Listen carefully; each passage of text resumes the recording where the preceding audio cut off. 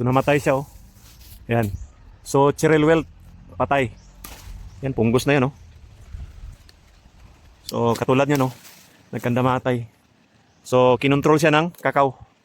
Kasi enough na siguro yung bunga niya. Sobrang dami kasi ng bunga niya, oh. Ayan, oh. Yan.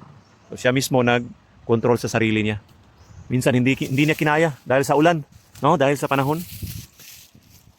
Dahil sa abono mo, nagkulang siguro yung abono mo. Saka dahil din sa mga punggos, marami pong dahilan ito, no? Ayan, oh. Namatay. Minsan, gawa rin to ng cherry wilt, yung abortion ng kakao. So hindi niya kinaya.